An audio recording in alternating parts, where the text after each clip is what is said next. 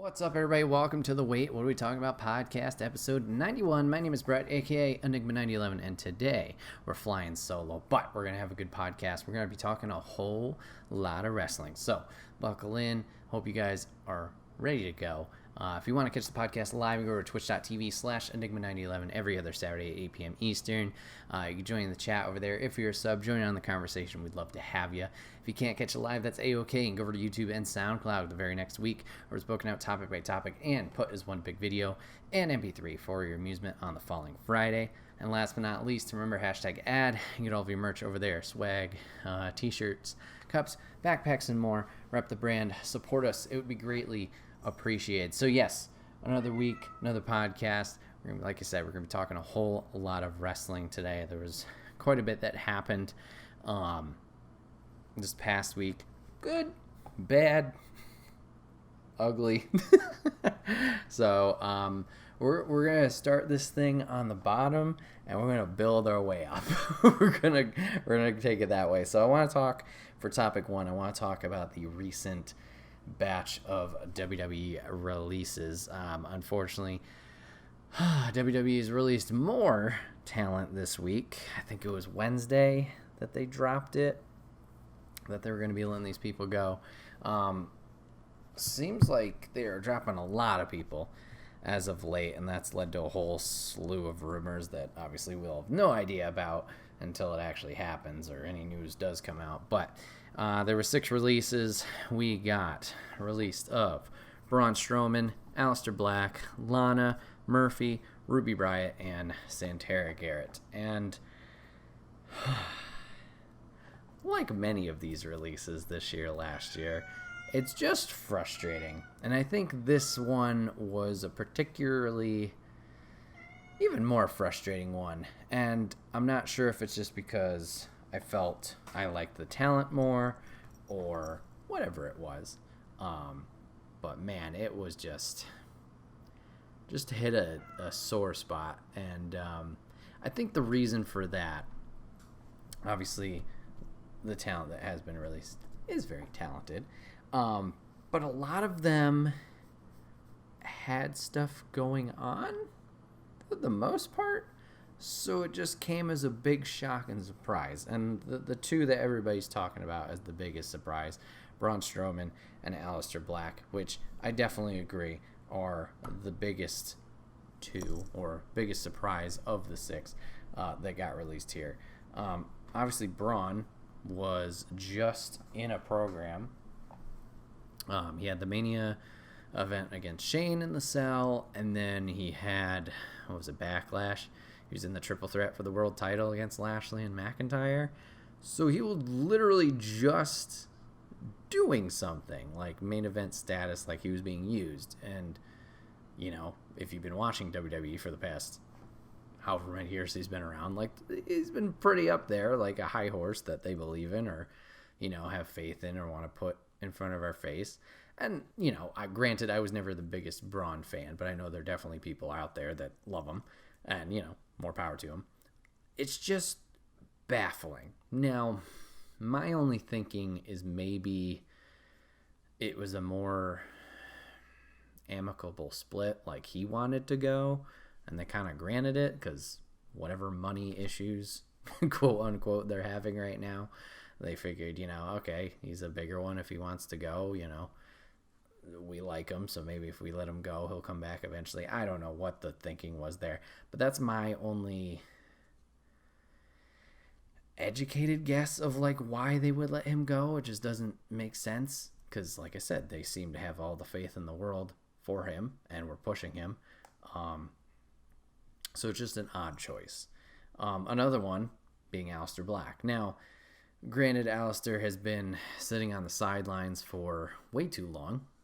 Since the whole Zelina thing, and I know he was injured for a little while, so I mean, granted, obviously that time is allocated to that, but he's been kind of on the side, and we don't know. Like I say, it's because of the Zelina stuff. We don't know if fully, you know, that's the reason he was sitting out. We can only speculate, obviously, but he's been sitting out way longer than anyone that talented should. And the biggest reason it's like a shock and like a what the fuck is because they literally just brought him back. We're doing vignettes on this new character for maybe a month. We bring him back. We kick Big E in the face after that Intercontinental match. We're starting a feud here. 1 week, I think. I think they had 1 week off of SmackDown. They didn't have Alistair or Big E. And then, poof, this happens. Like, such an odd and interesting choice, to say the least. Like, if you're not doing anything with him for that time, why didn't you let him go then? And why did you start something to not even, like, attempt to see it through? You know what I mean? It's just very frustrating. Like, I don't know. I don't know what to say exactly about it. It's just very weird. As for the other four, like I said, all very talented. Lana, like, I know she's not everybody's favorite. Definitely has improved in ways. Odd choice to let her go. With her popularity. Murphy's another one, very talented, but like hasn't done anything since the Seth Rollins, Messiah, Rey Mysterio family whole angle. Ruby Riott out of nowhere once again. They were kind of trying to do a story. I don't know if that was just .com, but it's like they lost her and Liv lost the tag match, and then they were like sulking in the back and like, oh, we gotta bounce back and we gotta do more, and then now she's gone. And no offense, but Santana Garrett, I don't know too much about. I don't know if they ever have done really much with her. I know she was in NXT. I don't recall seeing her all that much. Maybe a few enhancement matches here and there. The last thing I remember seeing her in was this past Royal Rumble, the Ladies Rumble. Once again, didn't do all that much. So like, I don't know her skill set or her accolades, stuff like that. I mean, she must have been hired for a reason. But that's another, like, that one hits me like the least, I guess. It's just very odd. Like, obviously you want to sign the talent. It's a whole business move, especially with AEW and Impact's moving up and, you know, New Japan. Like, there's other places they can go. AEW seems to be the biggest knife in the side or whatever. But, like, I don't know. And this is a WWE problem for a while.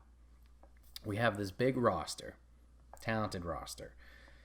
You know, obviously there's the different levels and tiers of like who's really over, who's not over, who's really talented in the ring, who's really talented in the mic. There's always these tiers and stuff of like, you know, immense locker room they have, whatever. It's just confusing to me. Like, you have this talent. Why not at least attempt something with them? Now, granted, if you're working on stuff in the back to try and help them out or enhance them or whatever it is, great, keep doing that. But, like, there's got to be some kind of timeline here where you're like, you know, it's either working or it's not working kind of thing. And, like, some of these people, especially from these six, we've seen it's already been working. Going back to Alistair, just because personally for me, this is the one of the ones I'm most connected to. We've seen the success of his character before. Obviously in NXT champ. Had a lot of, you know, fanfare there. Him and Ricochet have the Mania weekend of the century with, you know, TakeOver. They have the awesome match with the War Raiders for the tag belts. Unfortunately, didn't capture. You have them, and I believe it was a fatal 4-way for the SmackDown titles at Mania the same weekend. Like, to the moon, not Cameron Grimes, but, you know, like, you're pushing them so much. And, like, everybody's behind him. And then what do we do with them? It's the whole call-up fiasco that could be a whole topic in itself of, like, you have all this momentum behind people and then you just kill it. It's dead. Why? Where's the translation being lost of, like, this worked here, why can't we make it work here? Now, granted, I get, like, not everybody's gonna work. I know this could be a topic, and I said this could be a topic in itself, but I guess we're going into it. I know not everybody can work. Bo Dallas, unfortunately, the Bo leave thing didn't work, or they didn't commit to him being hated by everybody, because he definitely could be that heel with the Bo leave movement. We had Adam Rose, we tried that whole thing, and then we tried it again with No Way Jose, because fuck it. I get some things are not going to translate, but when something works, just like the saying, if it's not broken, don't fix it. Just keep it going. If it doesn't work from there, then make the adjustments, but at least try it. Like, I don't feel they did much with these guys, and it sucks. What are you supposed to do? What do we want to support these people, but then these decisions get made, and it's like, what am I supposed to do? Should I keep watching to support? Should I not watch because I'm upset with what's going on and how to be treated? Who knows? I don't. So that whole thing's frustrating. Now I want to go on a little tangent, a little sidebar here. With the new wave of releases, along with the past ones, with like Samoa Joe leaving and Daniel Bryan leaving and et cetera, et cetera. I love AEW. AEW is great. They were doing what they're doing. It's an alternative. There's positives. There's negatives. Something online, and it could just be the online community, And as soon as people are released, AEW's got to sign them. Tony Khan's got to sign them. Blah, blah, blah, blah, blah. Now, granted, I do want these people to have jobs. I want them to go AEW, New Japan, All Japan, Impact, Ring of Honor, NWA, wherever they can go. Yes, of course, I want them to have a job, be successful, go do your thing. They're like, sign everybody, just scoop them up. We can't do that. Like, if you do that, I get it. Sign people, because they're names. They're going to bring more people over, maybe, or at least like hype things up, keep things fresh, keep things exciting. I think that's something AEW, while it's awesome, the surprise factor, it's something they need to be careful of signing too many people. Not because they're WWE guys, not that. I don't care. I could care less. The fact of like, they also have a decent sized roster. Have faith in the people you have there. And to be honest, AEW's done a pretty good job of building some people. Others not so much. I know the women's division, people are still hit or miss on, at least in the depth perception. Like, obviously Bret's great. Obviously Thunder Rose is great, technically signed NWA. Like, we know Nyla's great. We know Riho's great. We know Sheeta's great. Like, there's a handful. But, like, if you start going farther down the line, it's like, I don't know. And granted, you could say that about WWE too, maybe the main roster, but I feel NXT has a better grasp of that, at least right now. With the guys, it's the same. Like, they've been doing a pretty good job of building, like, what's their tag teams or whatever. I just don't want them to hire everybody, like people are saying online, and then people get lost in the shuffle, because I feel it's going to be a same problem that WWE has. Like I said, you have such a big roster. At some point, somebody's not going to be used, or they're just going to be sitting there. Now, I'm not saying like, everybody's got to do something at every single minute. No.